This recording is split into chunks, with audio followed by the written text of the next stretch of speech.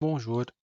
Alors, on va résoudre la session 2017 rattrapage, exercice 3. Écrire une classe abstraite œuvre qui a comme variable d'instance protégée le titre de l'œuvre, le nom de son auteur et sa date de publication.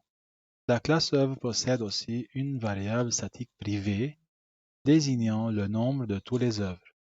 La classe doit définir des méthodes pour accéder à ces variables, un constructeur qui les initialise et une méthode toString pour renvoyer une chaîne de caractères contenant le titre de l'œuvre, le nom de l'auteur et la date de publication. Alors, il nous dit qu'il faut avoir une classe abstraite nommée œuvre. Pour cela, on va écrire classe abstraite avec le mot-clé abstract qui a comme valeur d'instance protégée, protected, le titre de l'œuvre et nom de son auteur et bien sûr la date de publication. La classe œuvre possède aussi une variable statique privée, private static integer nombre d'œuvres.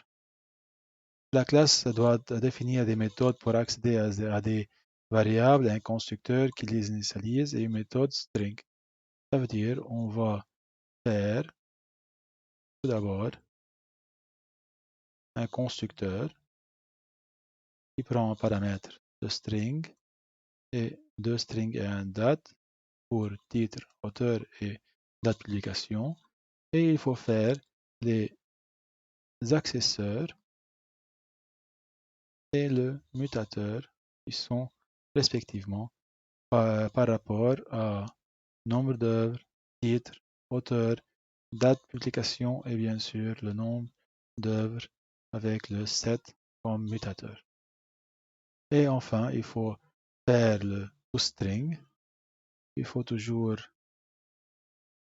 qu'on se souvient que toString est écrit T minuscule, S majuscule et elle renvoie un string. Et ici, tout simplement, on fait un petit string et le faire rendre par rapport et par l'utilisation du mot-clé return. Après, il nous dit écrire une classe ouvrage dérivée de la classe œuvre qui possède en plus une variable d'instance privée désignant le nombre de pages et une variable statique désignant le nombre d'ouvrages. La classe doit définir aussi son constructeur et une méthode toString qui va renvoyer en plus des informations d'une œuvre le nombre de pages. OK. Il nous dit on va écrire une classe ouvrage qui est en tens œuvre.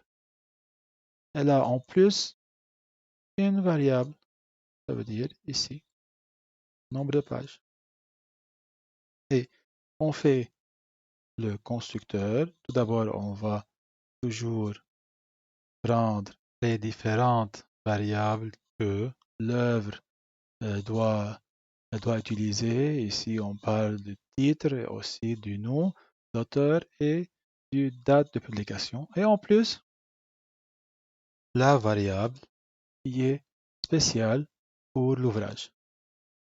Il faut toujours qu'on se souvienne que le super doit être le premier ici, la première instruction ici dans notre constructeur. Super T A D et ici on met le nombre d'ouvrages, nombre de pages, désolé, et on fait ici cet nombre d'ouvrages qui est getNombre plus 1 pour faire incrémenter le nombre d'ouvrages. Et tout d'abord ici, nombre d'ouvrages plus plus.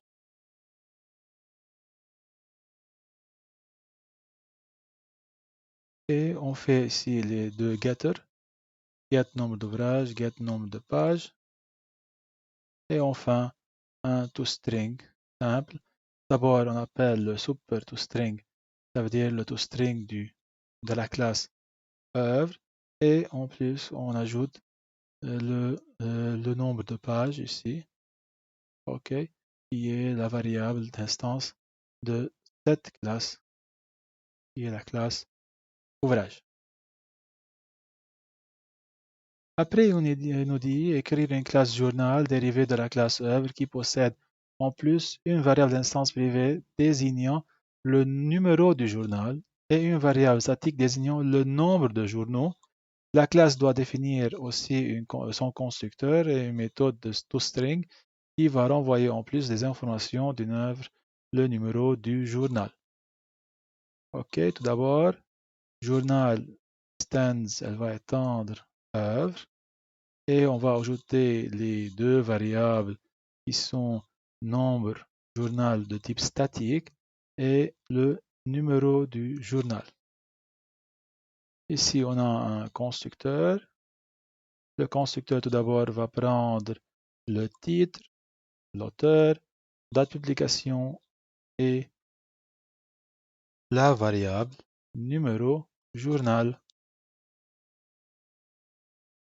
Tout d'abord, il faut commencer par le super qui va donner les différentes variables à l'œuvre et après on va mettre le numéro ici, ok, et on va incrémenter le nombre d'œuvres et on va incrémenter le nombre des journaux ici. Et après on va faire le get pour le numéro journal et le nombre de journaux et enfin le toString. Tout d'abord le super toString de l'œuvre et puis le numéro journal.